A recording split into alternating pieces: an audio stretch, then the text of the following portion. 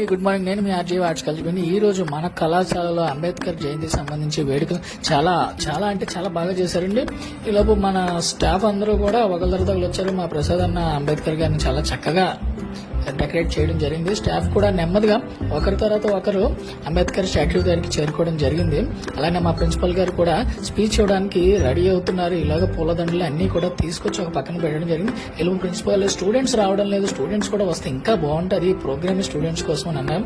ఇలా ప్రిన్సిపల్ గారు మన అంబేద్కర్ గారికి దండ వేసి ఆయన్ని స్మరిస్తూ ఆయన్ని నమస్కారం చేసుకోవడం జరిగింది. ఇంతలోపు స్టాఫ్ అందరూ దిక్కుకు రాడు ఒకరి తర్వాత ఒకరు దండలు వేసి చాలా ఉత్సాహవంతంగా ఈ కార్యక్రమాన్ని చేయడం జరిగింది. అలాగే మన తెలుగు సౌందర్య మేడంకి అంబేద్కర్ జయంతి సందర్భంగా ఒక మంచి అవార్డు కూడా వచ్చింది.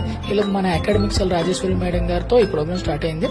ప్రిన్సిపల్ గారు వారి యొక్క స్పీచ్ తో మంచి మాటలను చెప్తూ అందరినీ కూడా ఉత్తేజపరచడం జరిగింది. ఆయన యొక్క విషయాలను అలాగే మిగతా స్టాఫ్ కూడా వాళ్ళ యొక్క అనుభవాలను వాళ్ళకి తెలిసిన వాళ్ళకి చెప్పిన అలాగే మన మల్లికార్జున సార్ లేట్గా వచ్చినా చాలా లేటెస్ట్ గా వస్తారు. ఆయన కూడా ఇందులో పాల్గొనడం జరిగింది. మన సౌందర్య మేడం ఏ ప్రోగ్రామ్ జరిగింది సరే ఆవిడ స్టైల్లో కవిత చెప్పడం జరుగుతుంది. ఆ కవితకి అందరూ మా ముగ్ధులు అయ్యాము. అలాగే మన మాటల మాంత్రికుడు మల్లికార్జున గారు కూడా మంచి మాటలతో అందరినీ ఉద్రేకపరిచారు. ఎన్సీసీ పిల్లలు కూడా రెడీగా ఉన్నారు.